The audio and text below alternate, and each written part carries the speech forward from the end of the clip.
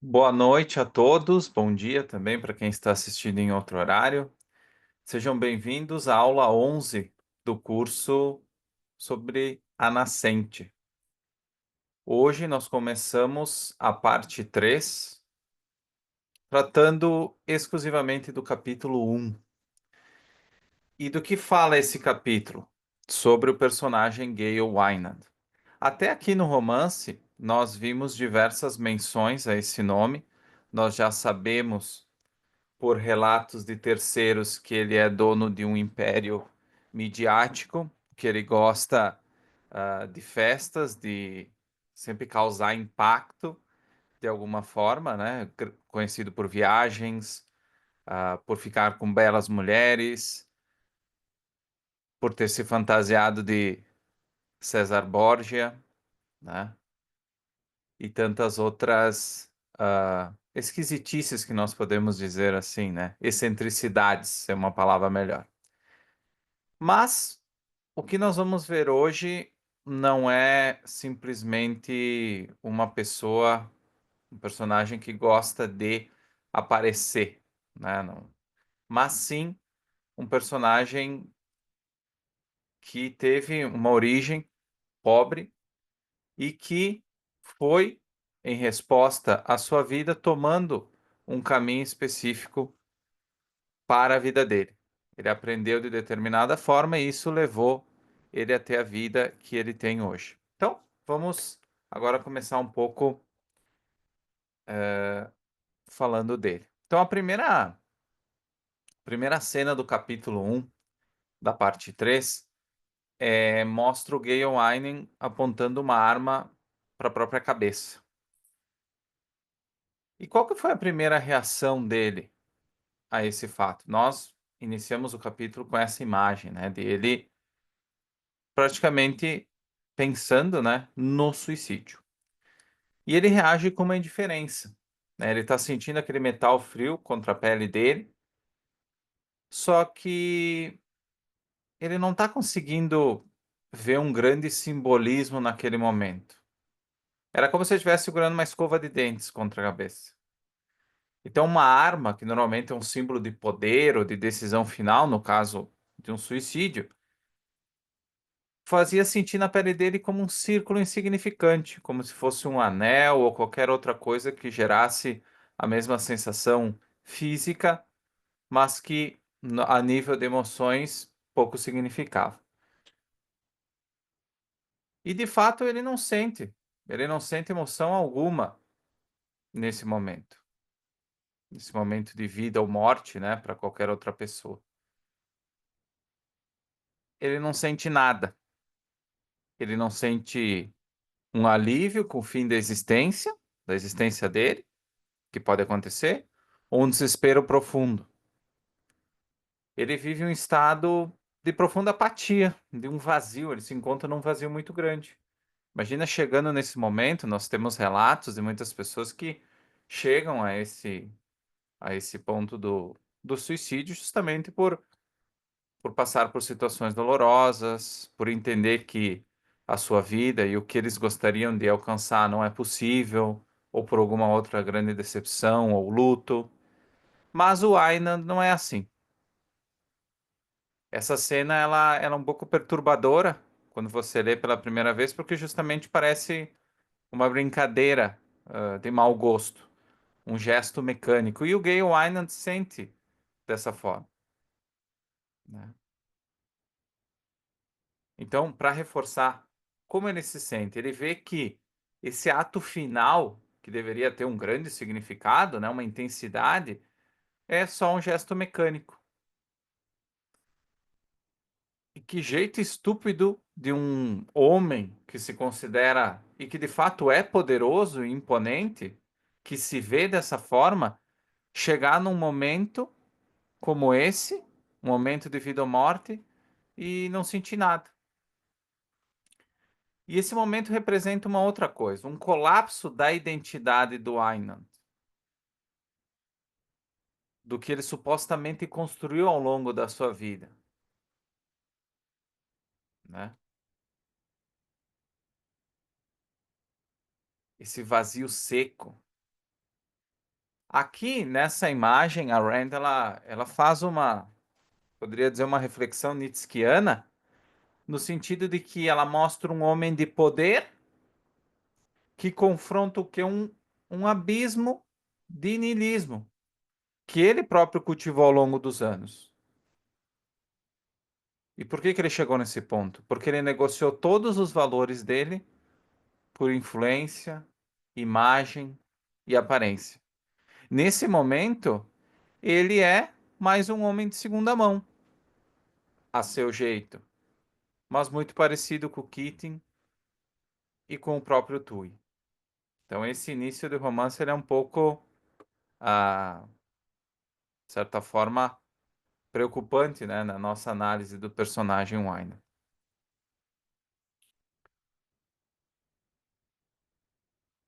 Ele chama esse momento, isso consta na página 15, da página 513, como uma morte cinza. Falta grandeza nessa contemplação da própria morte. Ele não sente nem medo, nem alívio. Ele está isolado no topo de um prédio, de noite, sem cor, sem profundidade. E aí ele pensa: como é que eu deveria me sentir? Ele acredita que a morte deveria evocar uma emoção extrema, fosse uma celebração da vida para alguém que viveu uma vida de propósito e de sentido, ou um enfrentamento visceral do término, que é aquele momento onde você se depara com a possibilidade da morte, da finitude da vida. Mas para ele, esse momento é mesquinho, impotente até mesmo para assustar. É interessante, como eu comentei agora há pouco, que a morte para ele, em vez de surgir como uma solução, um escape de uma situação insustentável e insuportável, parece que não tem nem propósito. O Einand ele está preso nesse momento num limbo existencial. Ele é incapaz de viver com paixão e igualmente incapaz de abraçar esse ato que ele supostamente quer fazer com convicção. Então ele está em cima do muro, ele não está nem de um lado e nem de outro. Então, para reforçar o Aynan, ele viveu uma vida de um ser poderoso, que tinha uma imagem de grandeza, mas que infelizmente não cultivou um senso de vida, que é um termo que é um conceito que a Rand desenvolve bem em Manifesto Romântico. E esse vazio que ele sente, para a gente retomar o início da aula, esse vazio que ele sente quando ele confronta a morte é o resultado de quê? De uma existência que afastou ele da integridade, da autenticidade dele. Então, ao contrário do Rourke, que constrói do concreto, é que ele vai do concreto ao espiritual, o Aynan construiu de fora para dentro. Só que ele descobre que dentro dele, nesse momento, não existe mais nada. Qual é a consequência?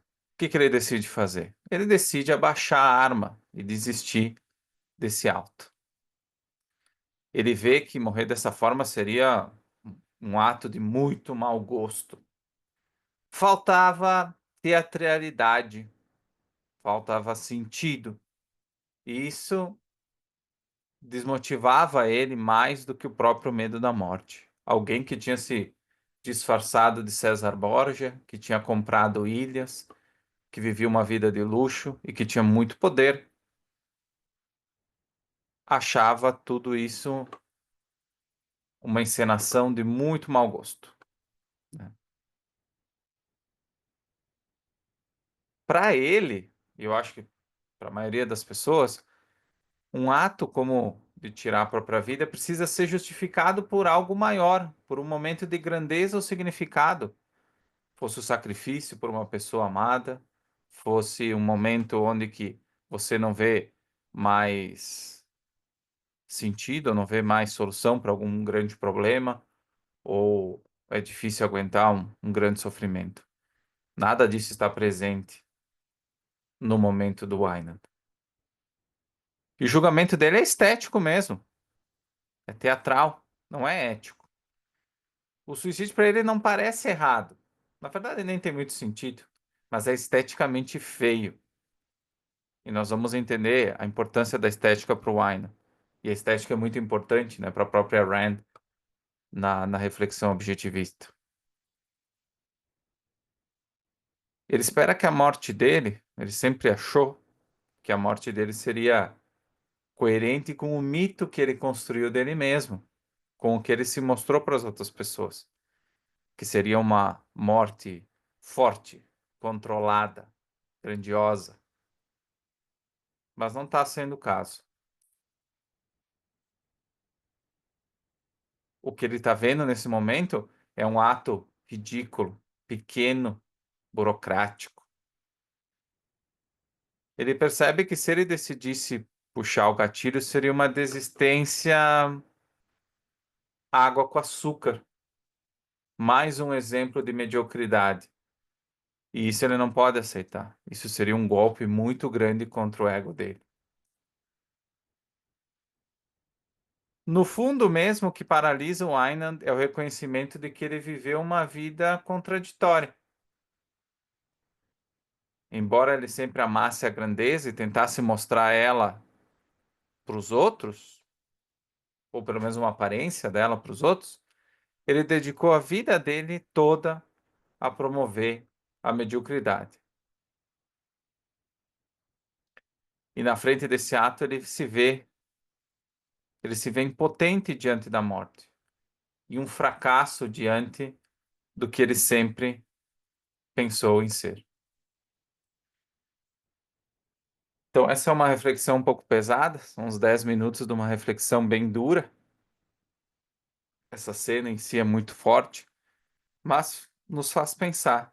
E é sempre importante, a cada pergunta que nós trabalhamos, que vocês possam fazer um paralelo com a vida de vocês e entender se vocês já foram, em alguns momentos, Wynan, alguns momentos Keating, alguns momentos Rourke, ou mesmo Dominique. E que vocês possam extrair de cada momento uma reflexão válida e prática, né? Para Rand não existia diferença entre moral e prático. Então, é sempre uma oportunidade para vocês se beneficiarem dessa constatação. A Rand, no segmento, depois dessa cena mais dramática, ela fala um pouco do quarto e do quarto do Aynon, onde é que ele morava, como é que era o ambiente onde ele morava.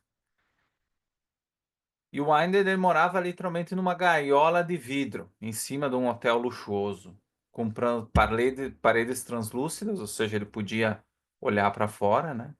E não tinha teto, tudo era como se fosse um painel solar, né? Uma visão, um teto solar, ele podia ver também o céu, né? Que ele se considerava um grande, praticamente um rei, alguém que estava acima da mediocridade que o rodeava, né? Só que ao mesmo tempo essa gaiola representa uma exposição, então as pessoas também conseguem ver ele de fora para dentro, isolado, preso neste local. Então é uma contradição, né? É uma dualidade que a gente vê nesse personagem. Simultaneamente, ele é um homem de poder, então ele se vê como perto do céu. E, por outro lado, ele é enclausurado, como se fosse um passarinho.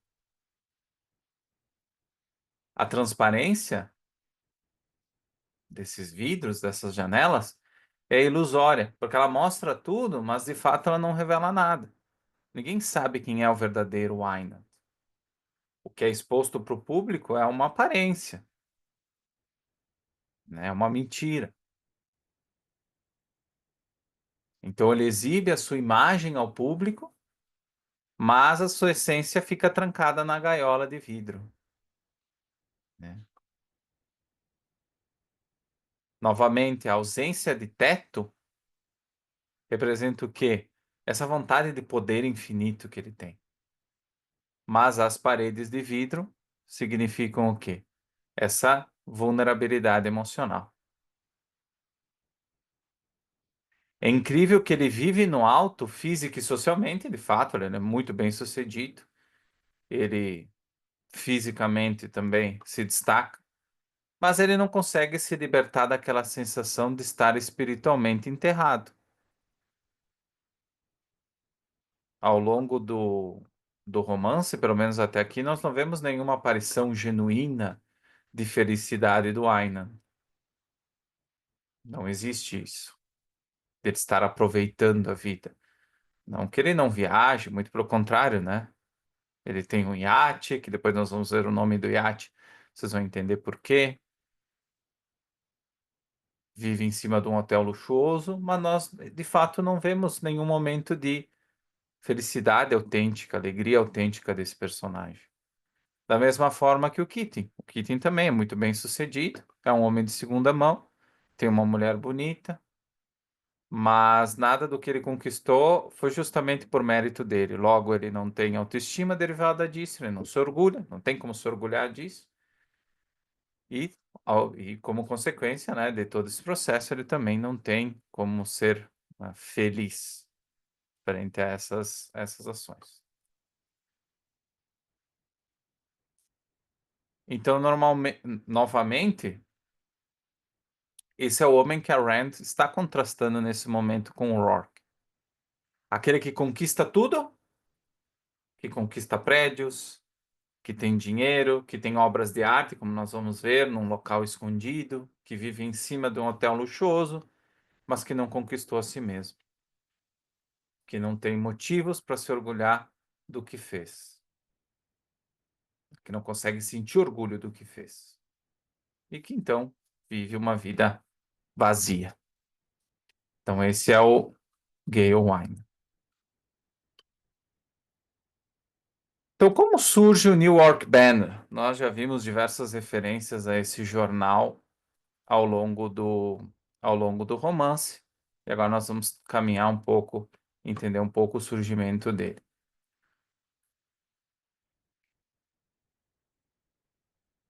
Então, esse jornal ele é formado a partir da reformulação de um antigo jornal chamado Gazette, que seria Gazeta, né, no bom português.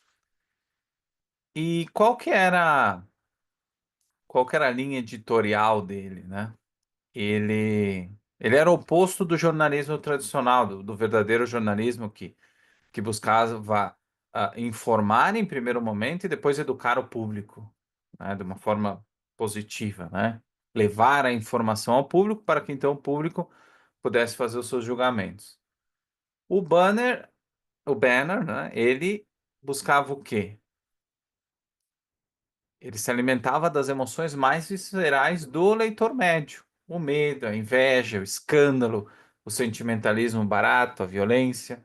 Não muito diferente dos meios de comunicação atuais, do bom e velho Jornal Nacional e os jornais da manhã, né, que são repletos de notícias de acidentes e outras, e outras demonstrações de medo, né, porque notícias ruins vendem, né, supostamente.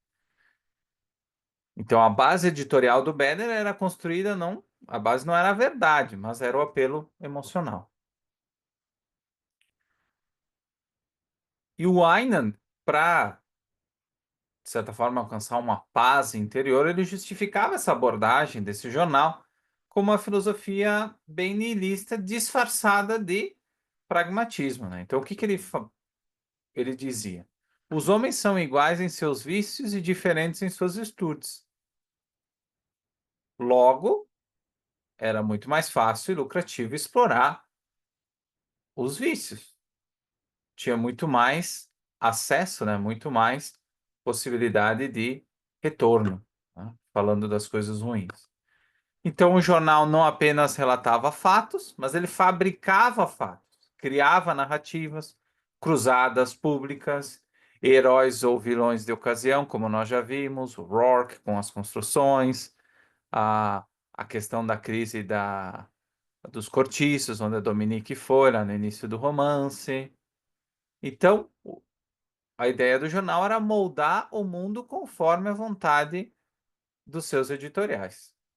Então, a filosofia por trás do Banner, era o culto à massa, ao coletivo irracional, né? Aquela massa ignorante. Então, em vez de ser um bastião da razão, o jornal ele se torna o quê? Um reflexo dos impulsos mais baixos da sociedade. A Rand ela usa o Banner, o surgimento de um jornal assim, como uma metáfora do quê? Da corrupção cultural, do poder moldado pelo populismo e pelo medo. Novamente, nós temos diversos exemplos disso nas linhas editoriais dos grandes jornais e sites do Brasil. Então, isso não é novidade. Então, o Aina é o homem que quis controlar as massas por meio de suas fraquezas, das fraquezas das massas, mas terminou escravizado por elas, né? Então, qual que era a regra dentro desse jornal? Qual que era a regra mais severa imposta a eles, né?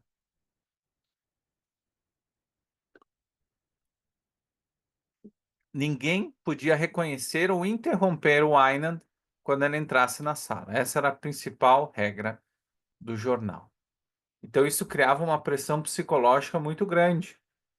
Os funcionários, inclusive, eles preferiam trabalhar horas extras, quando o Aynan não estivesse ali no local, a suportar o desconforto da vigilância dessa pessoa, porque o Aynan ele era aquele tipo de pessoa que ele, inclusive isso é falado no romance, né, nesse capítulo 1, que ele sempre teve uma presença muito, não era, ele não precisava falar muito, só a presença dele já trazia a mensagem, já sinalizava o que deveria ser feito. A presença, ele tinha muita presença. Era como se fosse um tipo de comando espiritual e psicológico que dispensava gritos.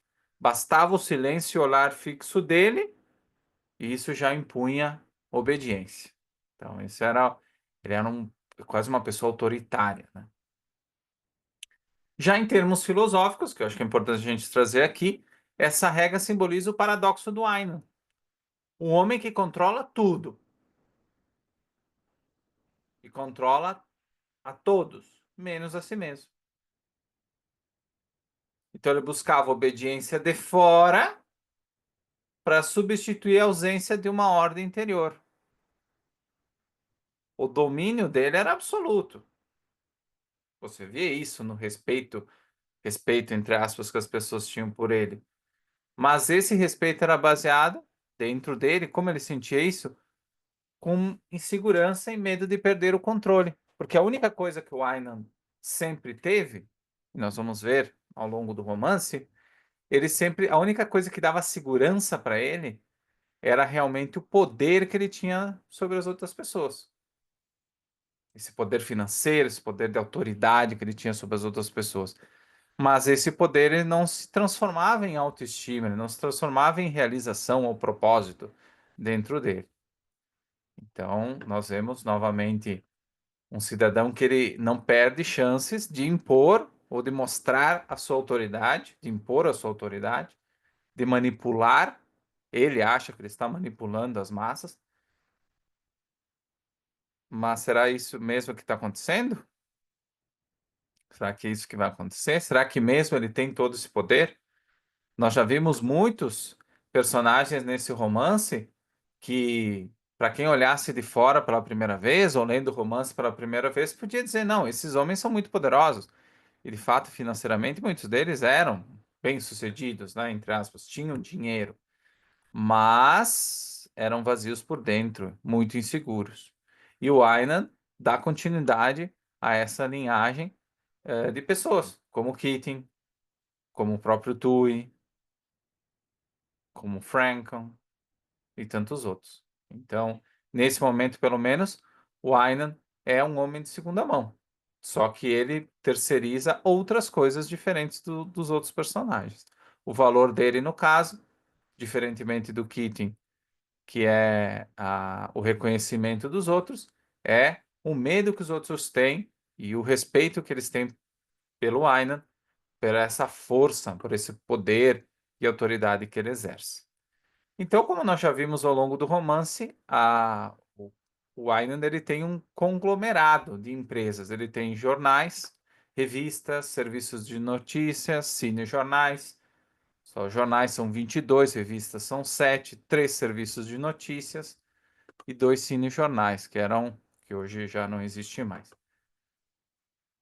Então ele, como vocês podem supor, ele comandava esse império com mão de ferro e uma mente afiada. Ele não era burro por por nenhuma medida. Então, é interessante que uma das coisas que aparece nesse capítulo um é que ele tinha uma caneta e ele eliminava trechos de textos com linhas azuis, né? Ele tinha uma caneta, como se fosse uma tinta, e ele ia eliminando mais partes com as quais ele não concordava, né? Ele passava como se fosse um lápis ou uma caneta. Isso era muito comum em ditadores ali da Segunda Guerra Mundial. A gente sabe que, por exemplo, se não me engano, era Franco ou Mussolini, eles também tinham essa tradição de sinalizar nesses arquivos e nesses jornais coisas das quais eles não gostavam, para que depois elas fossem censuradas. Uma das coisas que foi censurada foi o filme baseado na obra Nós que Vivemos, da qual fui o tradutor para o português e que nós tivemos um curso no ano passado. Então, esse foi uma das coisas que foram censuradas através da caneta. Demorou um pouco de tempo para o Mussolini se dar conta da mensagem real da obra, né? Que era uma crítica também ao fascismo, mas também passou por essa operação. E o Gale Wynan também era alguém que tinha esse costume de riscar do mapa ou riscar das publicações as pessoas através do seu poder e da sua tinta, né, nesse caso. No ano de 1932, então a Rand ela escreve da década de 20 em diante, o contexto da nascente, e em 1932, que seria no meio da Grande Depressão, o Aynan dele embarca num grande projeto imobiliário, que seria o condomínio Stone Ridge. Então era um empreendimento visionário, muito arriscado, em meio à Grande Depressão. E o Aynan não era aquela pessoa pessimista. Vejam que ele é um pouco diferente da Dominique, por exemplo, né? Ele comprou um grande terreno para construir casas pequenas, planejadas, com ruas, praças e uma estética controlada. Então nós vemos o quê?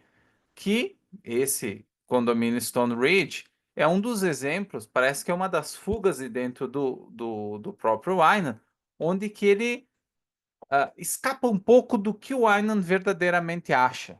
Me parece, né? Que esse condomínio Stone Ridge é um pequeno sinalzinho de resistência dentro dele com relação à busca de algum propósito, né? Que nós não vemos isso até hoje. Então, esse projeto, ele representa o quê? Né? Um homem que quer desafiar o senso comum, mas que também tenta moldar a realidade de cima para baixo. Então, esse Stone Ridge é o quê? É como se fosse um side project, né? Um projeto de lado, né? Ah, uma ideia de quê? De uma ordem racional em meio ao mundo caótico. Uma utopia planejada por um homem que, ironicamente, já não acredita em utopias como nós vamos ver. Esse Wynand, em 1932, ele não acredita em utopias. Ele é bem diferente, de certas formas, do Wynand que nós vamos conhecer logo, logo, o Wynand da sua infância. Em meio a tudo isso, em meio à descoberta de que ele exercia todo esse poder autoritário no jornal, ele vê acontecendo uma coisa estranha, que havia uma referência recorrente E absurda o título de um livro obscuro, que era Viril Pedra Vesicular. Olha o nome do livro, Viril Pedra Vesicular. Esse livro era o segundo livro de uma escritora muito conhecida, Louise Cook. Lembram aquela escritora que o Keating leu no início de um capítulo e que ele dizia que era como se fosse ele sentia como se fosse a proteção contra o Rourke, tá? Então ela era uma autora, como a gente sabe, deliberadamente antirracional. E esse livro falava do quê? Contava a história de uma pedra de vesícula que acreditava ser uma entidade independente. Então, essa era o conteúdo desta obra. E essa obra, ela começou a aparecer menções a ela, diretas e indiretas, em diversas sessões do jornal. Aparecia na coluna policial, nos obituários, nos quadrinhos, nos esportes, nas páginas de moda. Então, o Aina se deu conta que não podia ser uma coincidência, uma tendência espontânea do mercado. Ou seja, não tinha sido algo que realmente estava viralizado no mercado como um todo. Porque a obra não era um best-seller, né? Mas não era tão importante para o público em geral. Ainda assim, esse título surgia aqui e acolá dentro do editorial do jornal. O Aina sempre conheceu muito bem o sensacionalismo e ele viu que alguém estava armando essa campanha pelas costas dele. Então, alguém estava usando o jornal dele para plantar ideias e testar os limites da autoridade dele. E para fazer isso, tinha que ser uma pessoa com muita coragem. E ele, refletindo, pensou que detectou que isso só poderia vir do próprio Tui, né, que era um dos mais influentes do jornal. Ele confrontou o Tui disse que não tinha nada a ver com ele, e ele ordenou que essa brincadeira chegasse ao fim. Ou seja, por mais que o Aynan ele tenha criado um jornal com essa linha editorial de manipulação das massas, ele viu que incomodou o fato de alguém querer influenciar as massas, que não fosse ele. E ele exerceu novamente a sua autoridade, né, nesse momento. Esse exemplo do livro mostrou que talvez o Aina não estivesse mesmo, não fosse dono absoluto do Banner, né?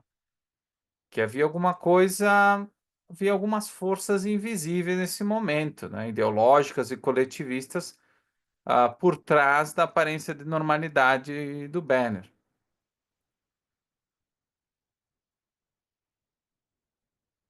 E aí, e aqui novamente aparece a figura do Tui, onde que ele busca minar as estruturas por dentro,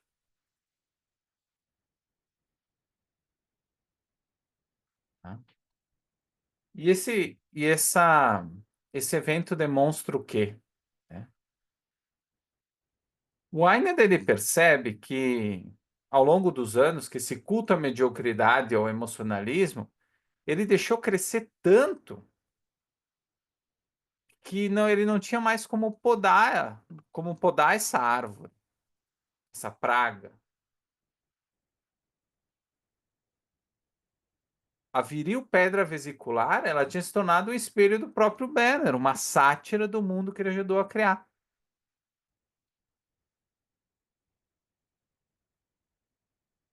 É curioso, né? Ele criou essa peste, que se chama Banner, porque ele de fato achava que assim ele teria controle sobre as massas, sobre as pessoas.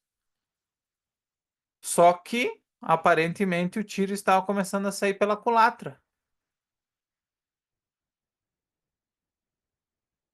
Ele percebeu então que ele já talvez não tinha mais tanto controle assim como ele achava sobre as massas. Ou seja, nós vemos que, mesmo dentro desse capítulo 1, o próprio Wynan começa a dar sinais de que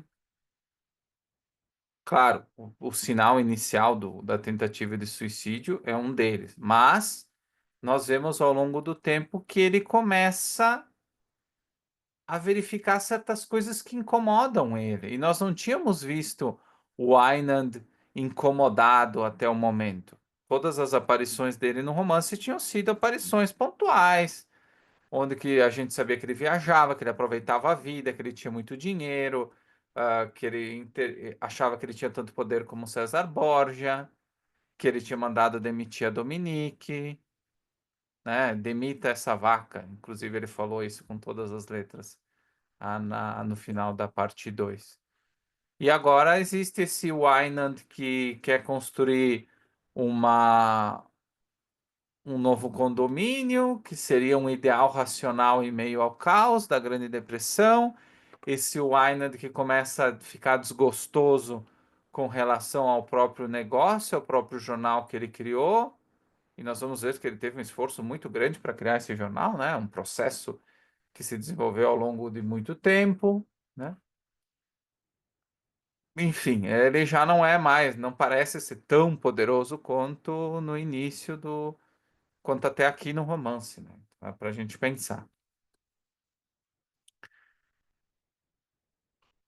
O Tu, então, ele resolve visitar o Ainan, especialmente depois que a brincadeira do livro tinha sido bloqueada, né?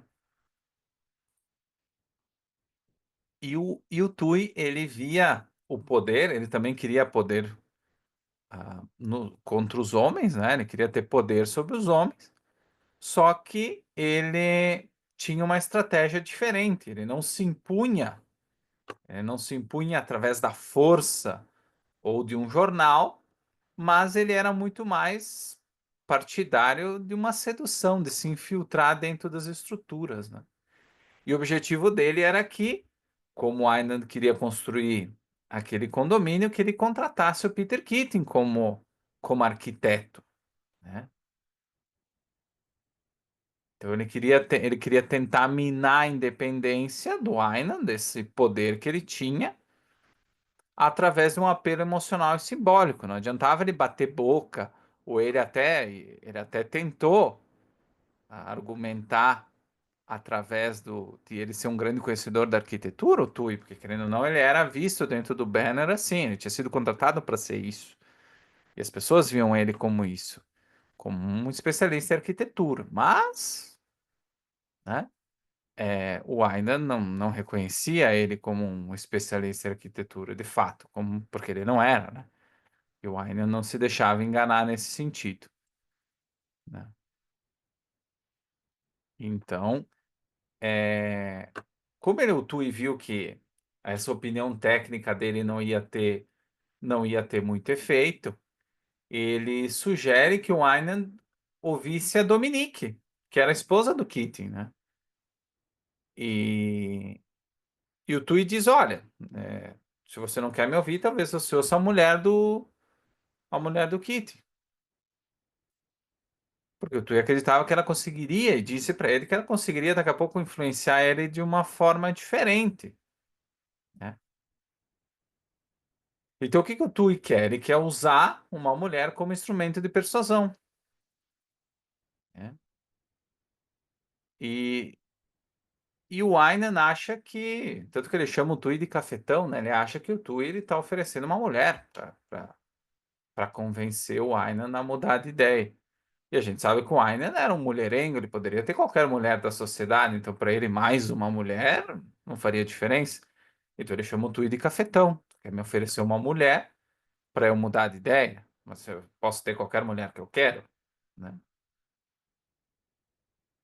Então se passa isso, né? O Tui sai da sala. É bom a gente só reforçar então que filosoficamente essa cena, então o Tui ele diz que ele vai mandar um presente pro Aynan logo mais, né? Até o final do dia vai mandar um presente para ele, para reforçar essa questão de convencê-lo a receber a Dominique, né? Já que ele não queria ouvir o Tui, né, com o seu conhecimento técnico, né? Então eu vou te mandar um presente, né?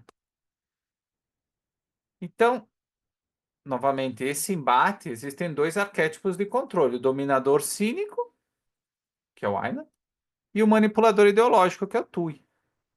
O Tui acredita no quê? Na coletividade, na destruição das hierarquias por dentro, na confusão moral, no ataque aos valores estéticos do homem. O Einand, ele já é um pouco mais cínico e pragmático, né? Ele sente repulsa por essa abordagem dissimulada. O Einand não é dissimulado, ele deixa muito claro o que ele quer fazer. Nós temos exemplos ali logo, logo também muito claros.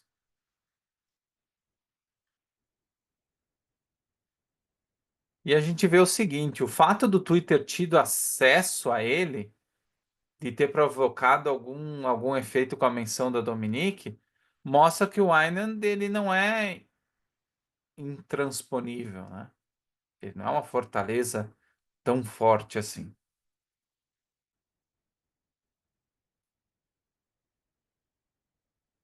Então, ele está preparando uma armadilha para o Einand. Só que o Einand ainda, de fato, não sabe, né? O Tui, ele está testando o Einand, até onde ele pode ir. Ele tentou infiltrar o conteúdo do livro, foi pego. Ele tentou convencer o Einand a escolher o arquiteto que ele queria, ele não conseguiu. E agora ele dá mais uma cartada com a questão da Dominique, né? E aí nós tem uma passagem rápida dizendo que ele passou um tempo no iate dele, que se chama Sim. Aí nós vamos ver então de onde vem o que que isso significa, né? Por que que o iate dele é chamado dessa forma. Então, essa sessão termina nessa pequena menção ao iate dele, e aí nós voltamos no tempo, né? Para o Aynan de 12 anos. Antes de começar essa parte do Aynan de 12 anos, eu queria valorizar aqui a participação. O Daniel comentou, né, que o Aynan era como um bom cartola, né? E ele falando, traz aqui uma reflexão interessante, né? Quando se olha muito tempo para o precipício começa a olhar para você, né, de volta, né? Então há uma troca entre ele passa por o Aynan está passando, querendo ou não, por uma crise psicológica, né? Onde ele tá refletindo muito sobre o que ele fez na vida dele e se isso tem a que efeito isso teve na vida dele. Se ele sente que ele tem algum propósito, se ele cometesse o ato, o que que ele estaria de fato perdendo, né? Ele traz a imagem, inclusive, da vida passando na frente, né, dos teus olhos, né? Essa imagem é muito usada na TV, em séries, em filmes. E de fato ele não vê nada, né? Ele olha para a vida dela, essa vida dele é um precipício, é um buraco negro, e aí o que que ele vê? Ele não vê nada dentro dele, né? E aí o nada olha de volta para ele, que é o que o Daniel comentou. Então, o Aynan de 12 anos. Quem que é esse Aynan de 12 anos? A primeira imagem que aparece dele é ele sendo perseguido por uma gangue. Então, ele com 12 anos, ele decide entrar para uma gangue. E essa gangue ela roubava barcaças à noite. Eles moravam perto do porto, então eles roubavam materiais da noite, dos navios, dos containers e tudo mais. E então nessa gangue, o líder da gangue disse: não, nós vamos fazer o assalto, né, o roubo de noite.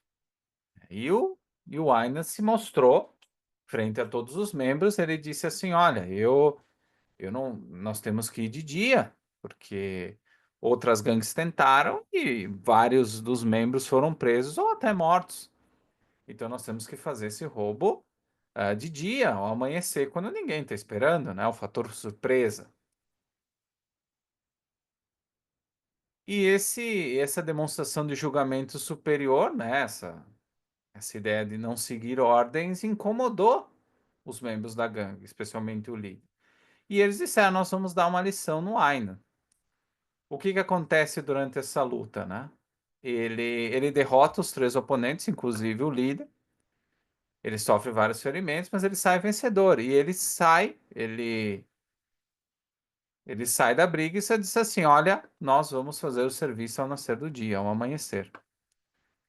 E ele assume aí a liderança da gangue, ele não precisa falar mais nada. E no dia seguinte, eles vão no amanhecer, pilham as barcaças, né? 2 dias depois, não foi no mesmo dia, né? Porque eles ainda estavam machucados, né? Por causa da briga. Então eles vão lá e têm sucesso com o plano do Aina. Então essa é a primeira manifestação de liderança do Aina, né?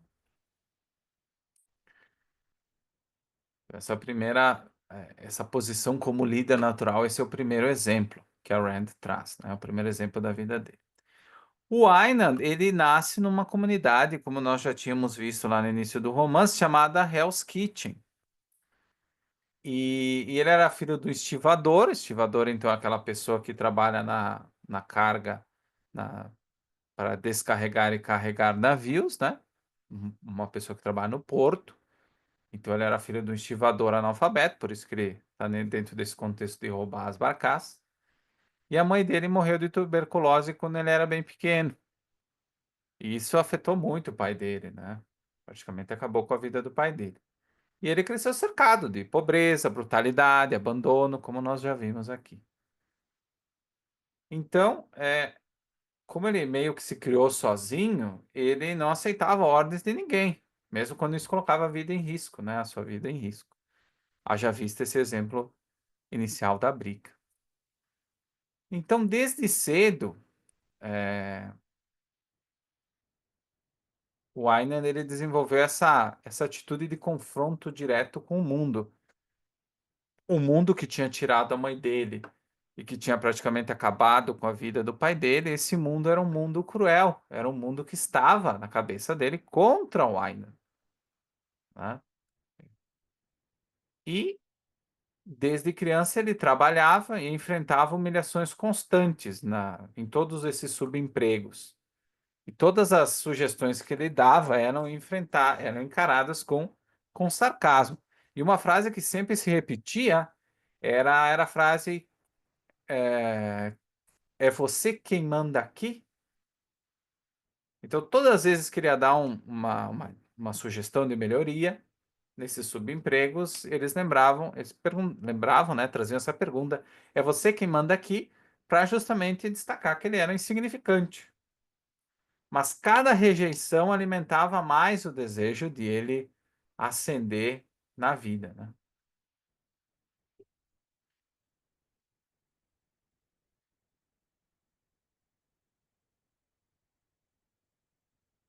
E o que que isso trouxe para ele, né? O que que isso trouxe para o Ayman? Trouxe aquela ideia de que a, o verdadeiro poder não era um poder herdado, não vinha de um poder da família dele, que o poder era conquistado. E ele não queria só sobreviver, como ele tinha feito na infância, né? Ele queria dominar. E para dominar, ele soube que ele precisava entender os homens e moldar o que esses homens pensavam. Por isso que ele tem interesse desde o início em ter um império de mídia. Mas voltando um pouquinho, é,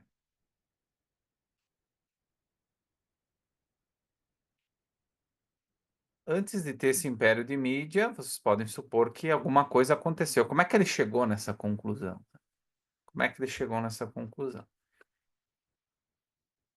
Ele tinha, ele começou a ver que ao redor do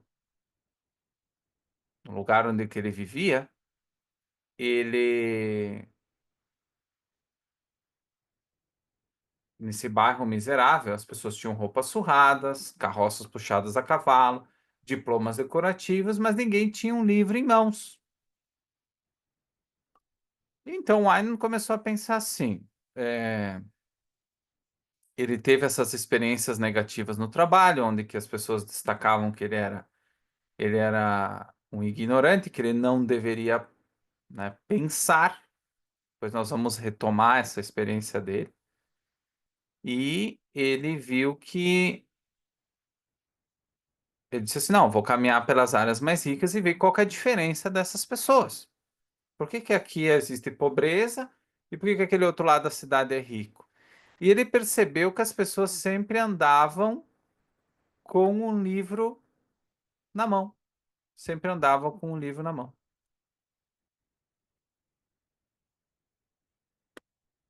E que livro que foi trazido pela Rand, né? Ele roubou um livro, o primeiro livro que ele conseguiu foi um livro que foi roubado. E qual era o autor desse livro? Era um livro do Herbert Spencer. E por que que a Rand escolhe o Herbert Spencer, né?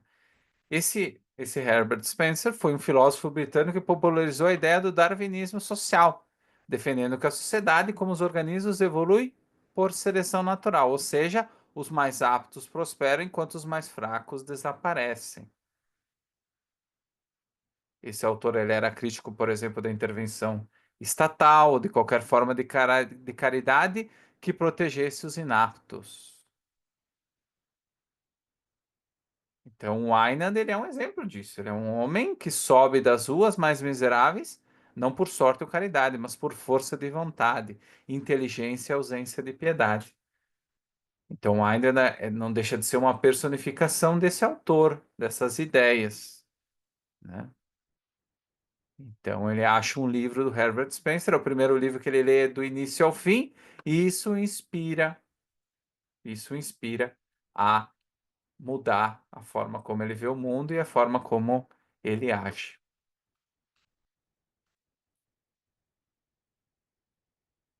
Então, como vocês podem ver ao longo do capítulo, há uma ida e volta muito grande. Então, as repetições da explicação que possam ocorrer, elas são normais dentro do contexto da escrita da Rand e das ênfases que ela quis dar, né? Então, só para vocês não terem a impressão errada que é uma repetição acidental, mas não, é simplesmente o ritmo do livro, conforme a Rand pensou nele.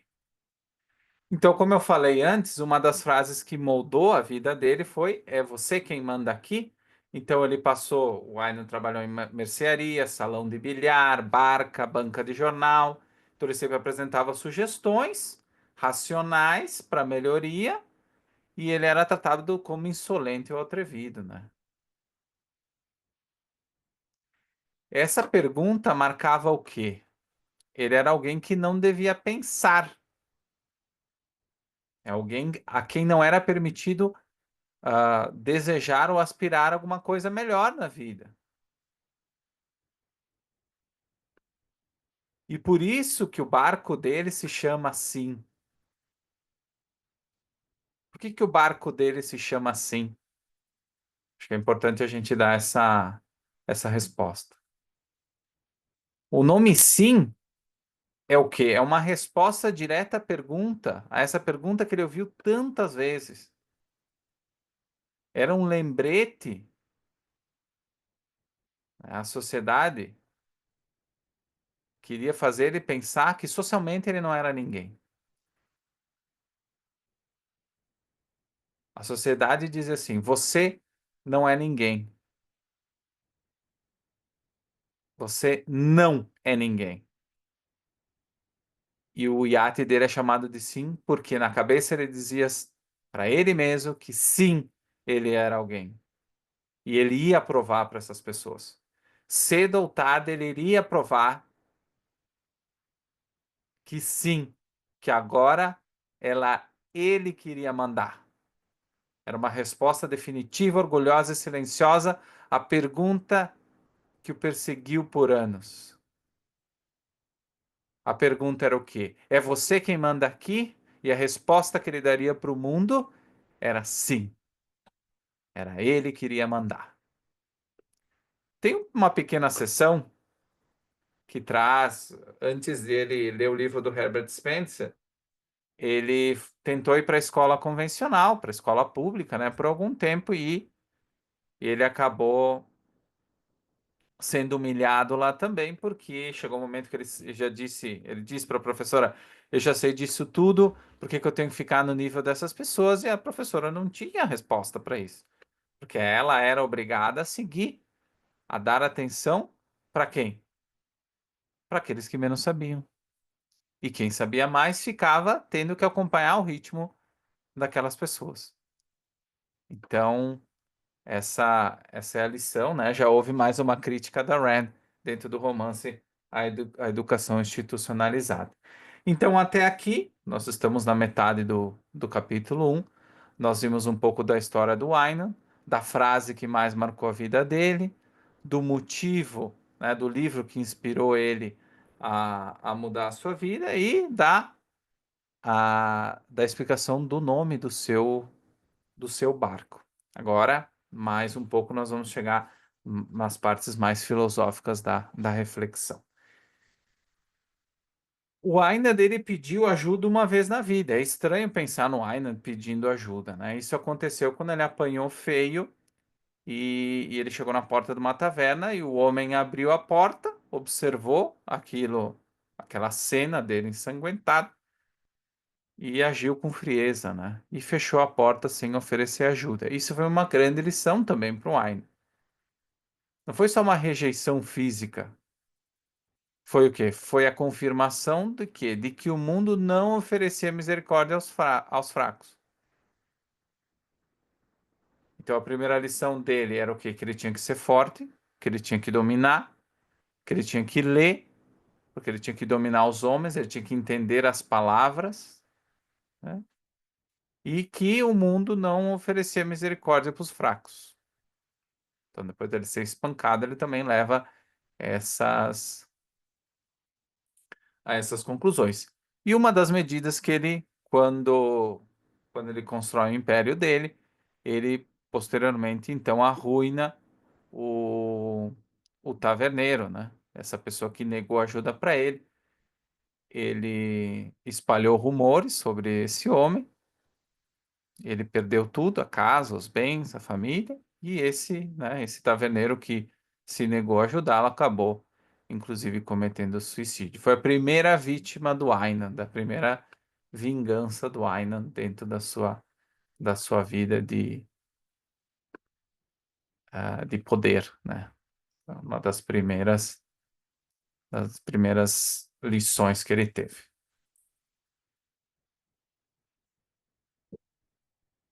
Então, até aqui o Aynan aprendeu bastante coisa. E daí o pai dele falece, né? Ele tinha 16 anos apenas.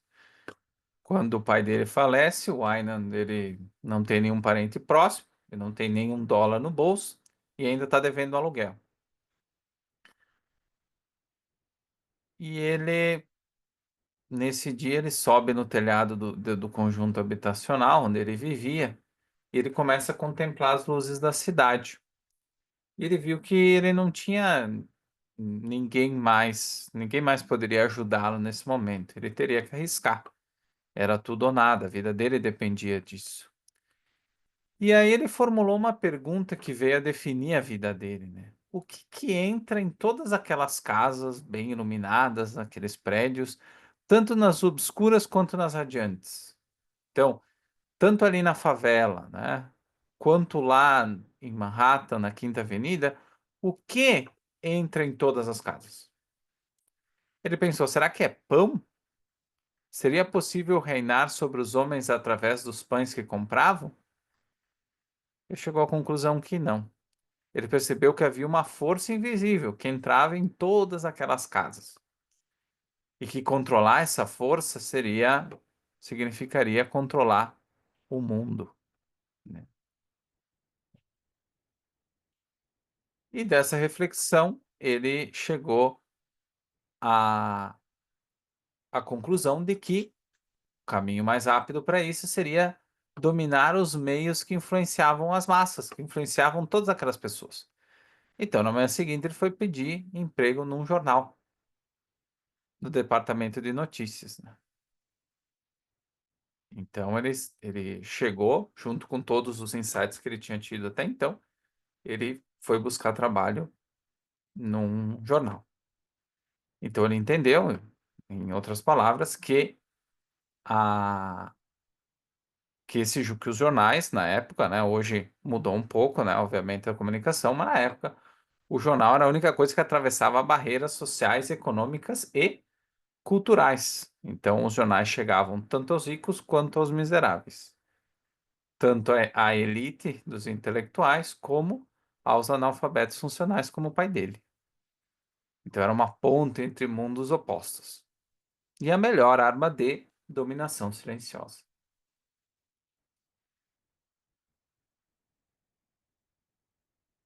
Mas é interessante aqui notar, eu acho que esse ponto ele não é tão destacado na obra como um todo, acho que é mais destacado até aqui no próprio capítulo um, que não era só ter influência e poder sobre as massas, apesar desse ser o aspecto fundamental. Era também sobre vingança contra a hipocrisia do mundo. Tanto que ele nunca esqueceu a indiferença do taverneiro, o desprezo da professora, o cinismo do editor a quem ele pediu ajuda, né, que nós vamos ver ali a história do agente de polícia que ele tentou defender. Tudo isso, ele estava, através desse império da mídia, ele estava buscando se vingar de tudo isso, né? Então, o jornal era uma declaração de que o mundo não merece nobreza de espírito, mas sim ele merece ser governado por quem entende as suas fraquezas. Então, nesse sentido, ele compartilhava uma parte do que a Dominique achava, mas a Dominique não achava que o mundo deveria ser governado porque ele entende suas fraquezas. Ela deveria ser governado, entre aspas, né, por pessoas como o Rourke, que são os criadores. A visão do Aynan não era essa. Então ele tinha um pouco de Dominique, mas ele tinha também um pouco de Tui nessa reflexão inicial. Então vocês já podem fazer um pouco, ah, fazer algumas pontes, né, até então. Então aconteceram duas coisas, dois eventos na vida dele que fizeram o Aynan, de certa forma, não ser mais afetado pelas perturbações do quê? Da paixão e da santidade, né? Ou aqui a gente pode colocar integridade moral ou virtude, né? Então ele teve uma frustração amorosa, né? O fim de uma paixão. Ele, aos 20 anos, ele conheceu uma jovem, né? Que ele considerava pura, bela. E aí ele viu nessa jovem uma chance dele se redimir daquele mundo brutal onde ele tinha vivido. Então, a única vez na vida dele, ele se entregou emocionalmente para aquela pessoa, né? Ele abriu a alma para ela. Ele disse: Eu tenho poder, eu quero me dedicar a você com tudo que eu sou. E o que que ela disse em troca? Você acha que sou mais bonita do que Maggie Kelly? Então, quando ela faz essa pergunta, o que que ela está falando? Ela está dizendo assim: tu está querendo me dar a sua vida, a se entregar, você vê em mim um grande valor, e eu te respondo com uma outra pergunta. Eu não me, eu, Você é tão insignificante para mim que eu nem penso no que você me pediu, né? Nem penso nisso. E aí ele tem uma lição, um insight, que essa entrega apaixonada só gera humilhação diante da vulgaridade do mundo. Então a vulnerabilidade, quando ele se abre para o mundo, ele se abre para essa pessoa de quem ele gosta, a vulnerabilidade dele é recebida com o quê? Ela é ridicularizada. E aí ele promete a si mesmo nunca mais amar ninguém. A paixão para ele se torna o quê? Uma fraqueza que ele prefere amputar. Ele se entrega, ele se abre, ele tira aquelas redomas, né? Aquelas paredes de vidro, nesse momento, no início da vida dele, quando ele era aberto para o mundo, e ele é ridicularizado. Então, esse é o primeiro fato. O segundo, a traição da integridade. Então, esse é o aspecto quando ele, ele descobre a história do Pat Mulligan, que era um capitão de polícia, né, honesto, incorruptível. E aí esse capitão, ele é acusado, ele é caluniado injustamente por um crime, né? Ele é acusado de um crime. E o Aynan tenta usar a imprensa para salvar essa pessoa, né? E, e ele acha, depois de algum tempo, ele descobre um editor que defendeu esse Pat Mulligan, no momento da acusação. E quando ele encontra aquele editor, esse editor diz assim: Olha, eu não me lembro as bobagens que eu escrevo aqui, né? E eu não acredito na honestidade de ninguém. Eu escrevi aquilo do Mulligan porque me convinha naquele momento, né?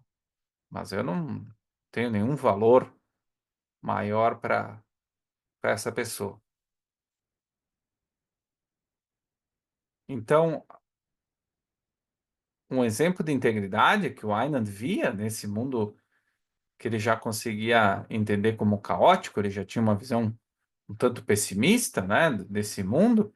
Esse único exemplo de integridade com o qual ele teve contato, ele é destruído.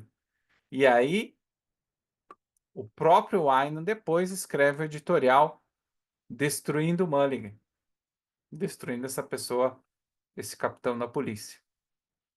Então ele castiga, né? O próprio Pat Mulligan, ele se torna vítima dessa cruzada do Aynan de mostrar de fato para o mundo que esse mundo, na verdade, mostrar para ele mesmo que esse mundo não merece a integridade, que esse mundo não quer integridade, né?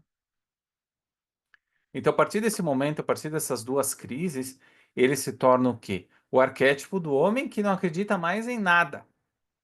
Um nihilista, olha o perigo, eficiente e articulado, para quem não existem valores invioláveis.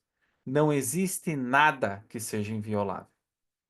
Então, o amor e a virtude, para ele, se tornaram dois fantasmas que já não tinham mais nenhum efeito sobre ele.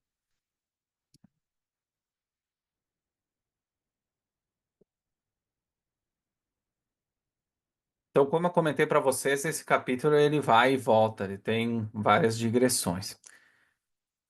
Então, voltando à questão do banner, que nós vimos lá, que ele renomeia, né, a antiga Gazette, ele conquista esse jornal original. Ah, esse jornal ele foi comprado por um grupo político. Esse grupo político vence a campanha, né, eleitoral, então compra o jornal, o Aynan ajuda, através desse jornal, a eleger. Depois ele, sabendo de tudo que aconteceu, de todas as corrupções envolvidas no processo eleitoral, ele escreve editoriais e entrega os antigos chefes, né, envia os antigos chefes à prisão e compra, né, e adquire o controle total do jornal. Então, ele dá um golpe, vamos dizer assim.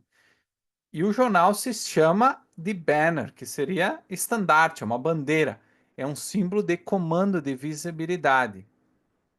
Então, o banner se torna uma bandeira de quê? De um governo de mentes. Então, o banner surge de um grupo político, que depois é todo enviado à prisão, mas ele continua com a ideia de governo, de governar mentes agora. Não com conteúdo nobre, mas com lixo embrulhado em ouro. A Gazeta ainda, né, era um jornal com algum nível intelectual. Agora, o banner se torna essa bandeira do projeto do Wine, né? E qual era o lema do banner, então? Dar às massas o que elas querem, não o que deveriam querer. Então ele não combate a mediocridade que ele vê ao redor dele. Ele dá mais mediocridade para aquelas pessoas. Por isso que ele traz crimes, escândalos e sentimentalismo. Só que não era para entreter, para passar tempo, para que elas dessem risada ou para que elas se compadecessem pelo sofrimento alheio, mas sim para manipular. Então o Banner dava ao público uma desculpa moral para os seus próprios vícios, apresentando fofocas com uma capa de virtude. O próprio Wyman dizia: a virtude fingida é mais rentável que a verdadeira. Ele transformava o que é miséria humana em espetáculo, e o espetáculo em lucro e poder. Não é necessário dar exemplos da nossa realidade atual. Nós vemos Big Brother, a mídia em geral. Então, vocês podem ver que a estratégia dele não é nova para a época, talvez, mas hoje em dia ela é muito bem replicada. Talvez o próprio Winand se veria pequeno frente à estratégia de manipulação das massas que hoje é empregada na mídia e no jornalismo brasileiro, né, por grande parte dos meios, né? Ah, e ele cresce, né, de um jornal, ele cresce para mais de 22 jornais, como nós comentamos, né, canais de TV e tudo mais, e ele cresce com a mesma estratégia, né?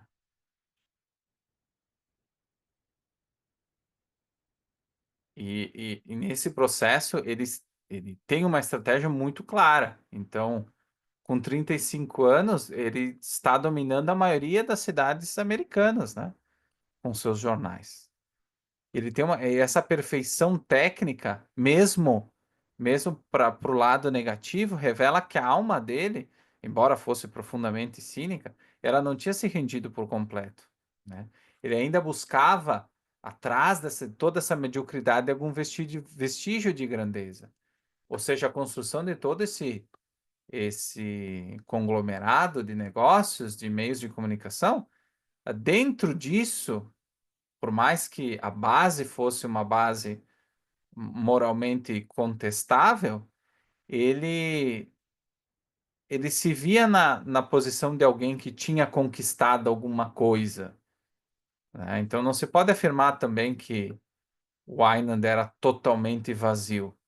Me parece que ah, o Stone Ridge, o ataque, a verificação de que estava sendo manipulado dentro do jornal.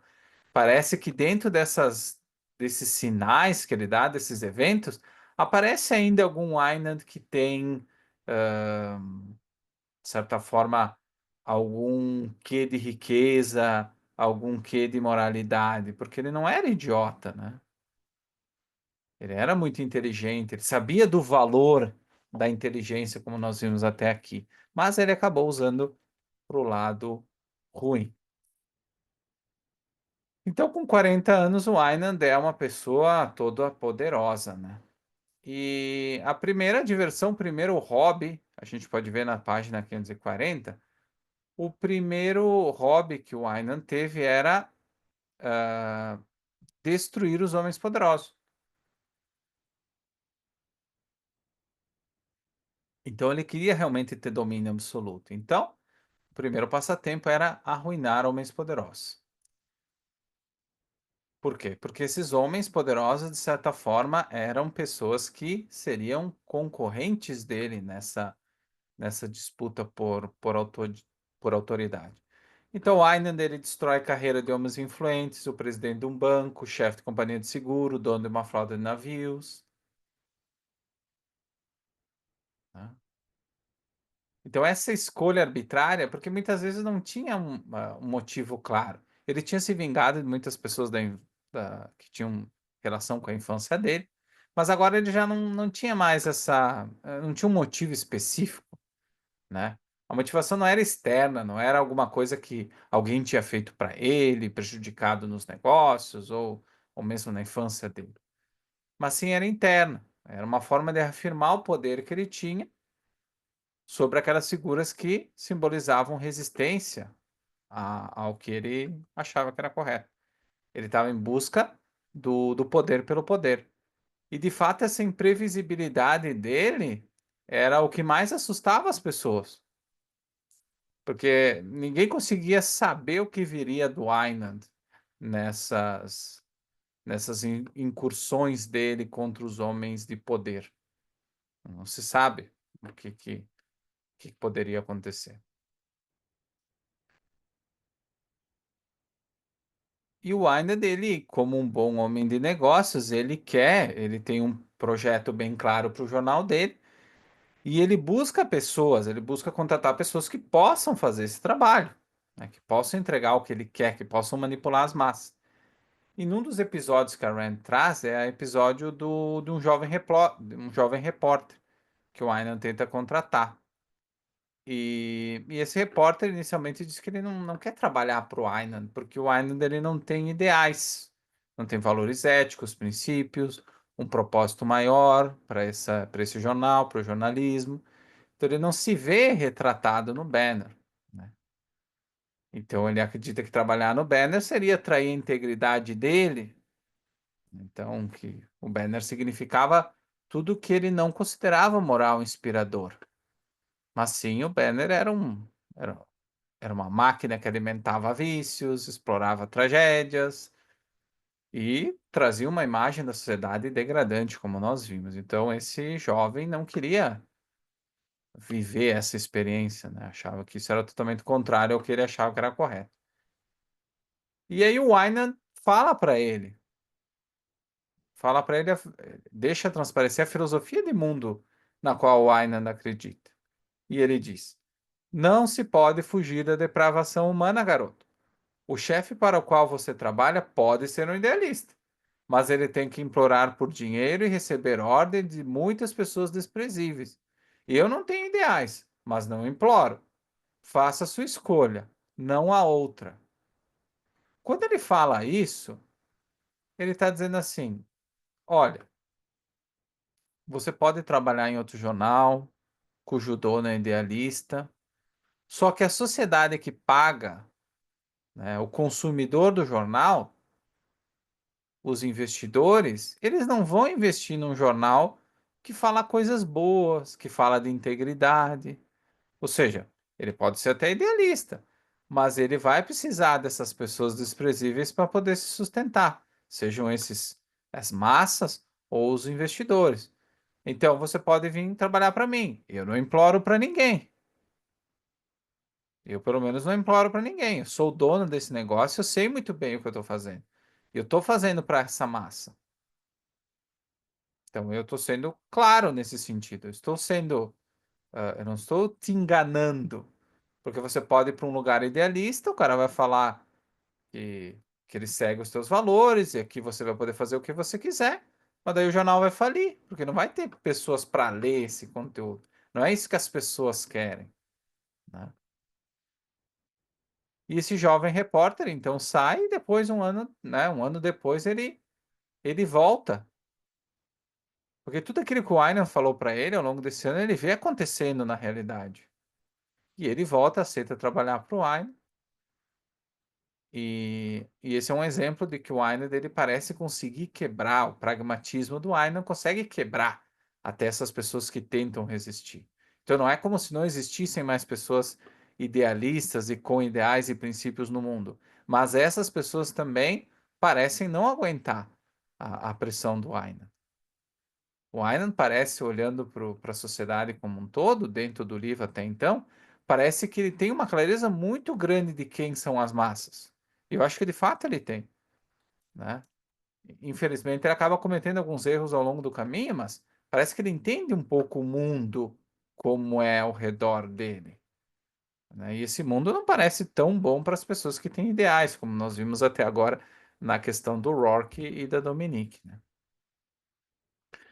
Na sessão seguinte, nós conhecemos o Alvas Carrot, né? Eu não vou não vou me estender muito aqui. O Alvas Carrot é o braço direito do Aynan. O Alvas Carrot, ele vem ainda da Gazeta, da Gazette, né? Que foi o jornal que o Aynan comprou. E, e esse Alvas Carrot, ele tem uma dedicação incondicional ao chefe. Ele não tem escrúpulo nenhum, ele não tem filtro nenhum. Então, ele é um bom capacho do Wynan. Ele é totalmente submisso ao papel dele, ao papel que o Wynan entende que ele deve exercer, né? Dentro dessa vida de busca de poder, de manipulação das massas, tudo mais, existe uma parte da vida do Einand que ninguém conhece, que não é mencionada nos jornais.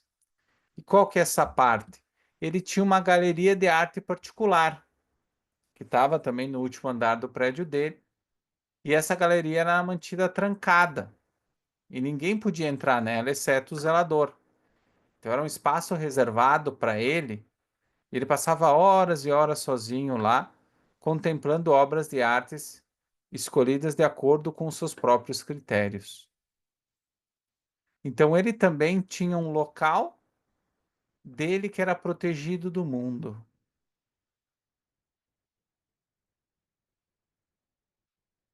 um local externo que era protegido do mundo. A Dominique também, lembra que ela tinha uma estátua que ela acabou quebrando, mas também era uma coisa que ela queria proteger do mundo, da mesma forma como ela quer proteger o Rourke do mundo. O Aynan tinha um local, então, onde que ele se protegia do mundo, né? Então, essa parte da vida dele não era sensacionalista, né? Essa galeria demonstrava o quê? Nesse momento, ele selecionava as obras que revelavam que um lado estético e introspectivo que ele não expunha ao mundo.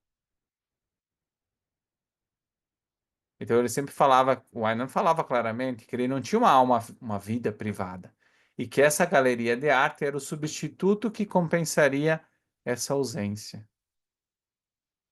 Então nós temos o Aynan para as massas e neste local fechado, secreto, nós temos o Aynan para ele mesmo. O Aynan que seleciona o que é belo, que tem um valor estético, que busca um valor estético, a grandeza, dentro daquele local, especificamente.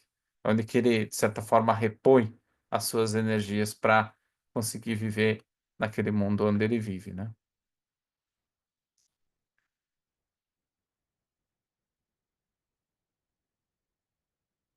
Então, depois de passar tanto tempo destruindo poderosos e pessoas assim, o Aynan, ele perde o interesse nesse hobby, né?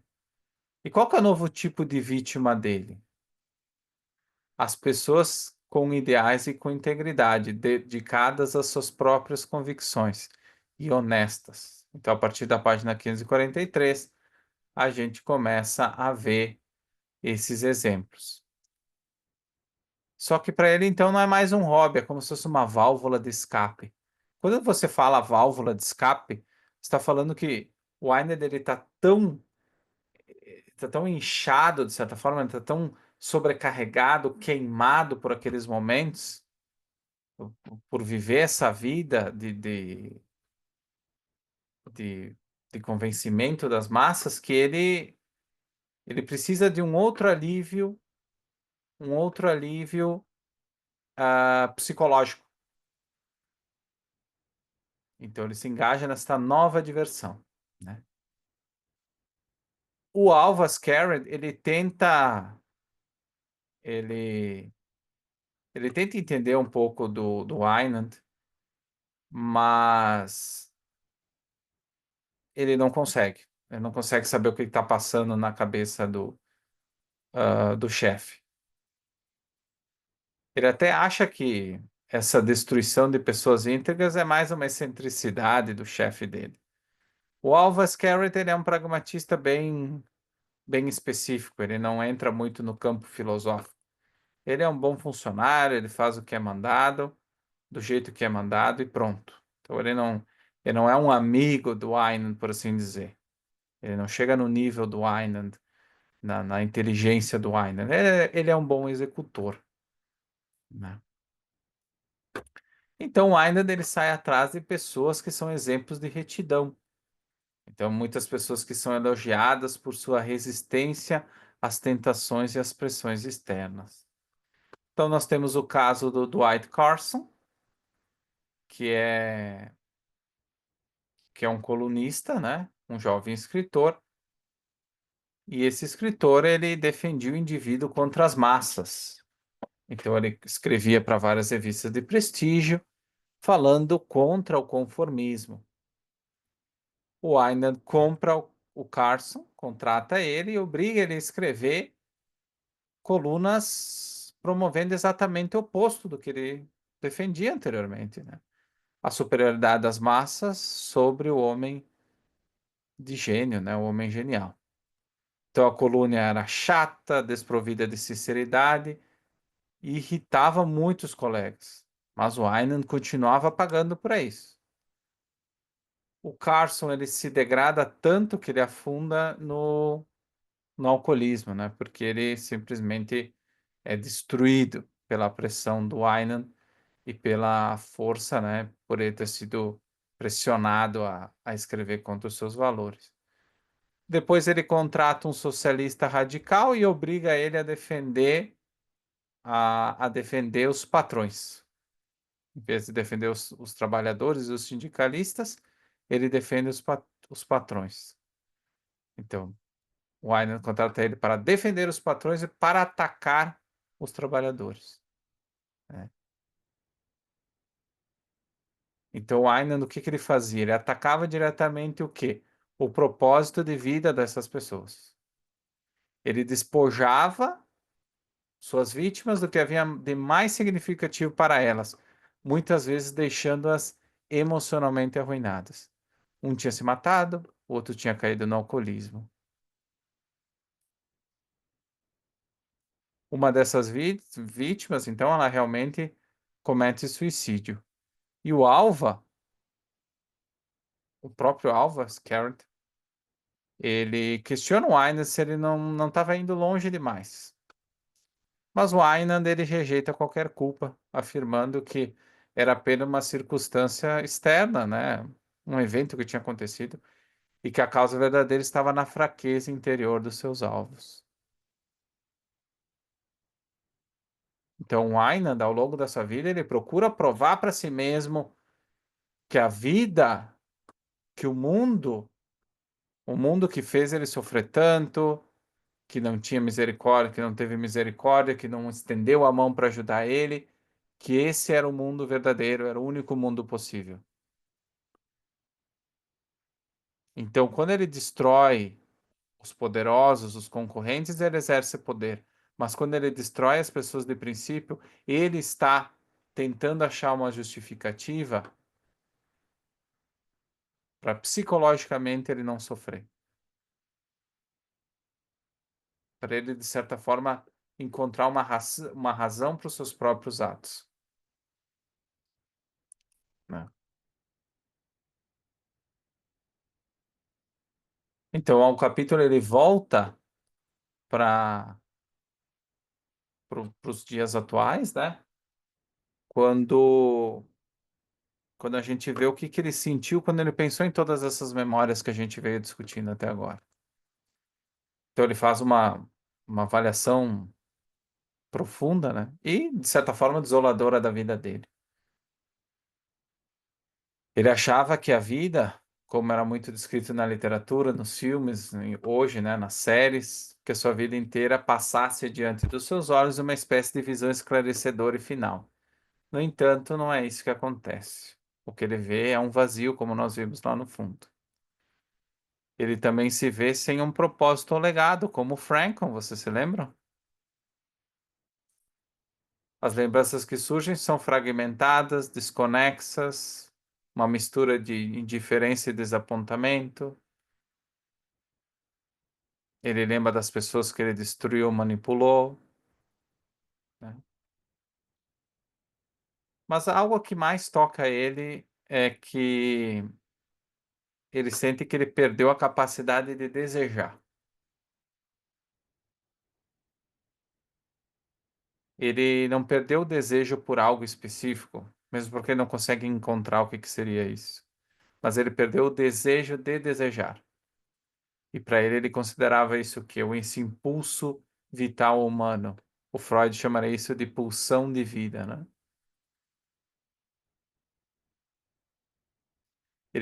E essa percepção dele não ter mais o desejo de desejar, é assustadora, por quê? É como se ele fosse, como se estivesse morto espiritualmente ou existencialmente.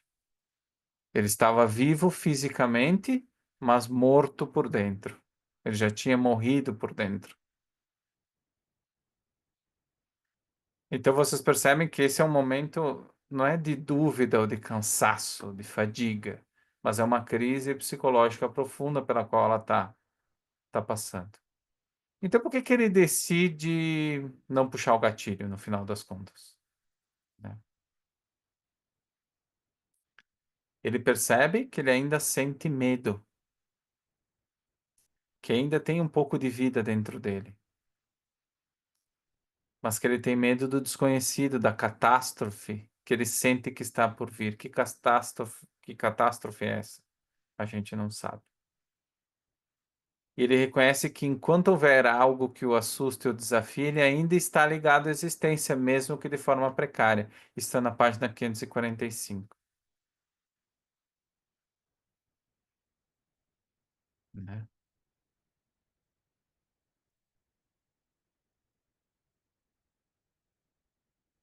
Parece que ele tem ainda alguma coisa a descobrir. E nós vemos também, em retrospectiva, que todos esses atos que ele comete, essas vinganças, esse tipo de justiça com as próprias mãos, essa ideia de poder, por que que ele busca tanta segurança, tanto poder, tanto dinheiro, tanta influenciar as pessoas? Porque ele sabe, ele começa a perceber e ele sente um medo dessa catástrofe. A catástrofe é o quê que a gente pode deduzir? Ele vê que todo aquele império dele tá passando por um momento de fragilidade. Ele como pessoa, a influência crescente de pessoas como o Tui, que estão tentando desafiá-lo,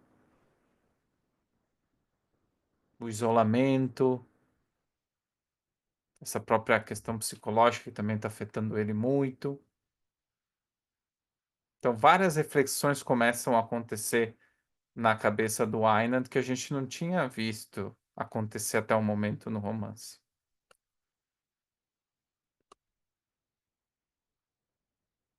E chegando ao final do capítulo, o Einand recebe o presente que o Tui prometeu, que é justamente o quê? Uma estátua da Dominique Franco. E essa estátua surpreende muito o Einand, né? Porque ele vê ali uma obra-prima que transcende o que é o mundano, que capta a Dominique, que ele não se recorda quem é, como uma figura idealizada representando virtudes como força, beleza e individualismo.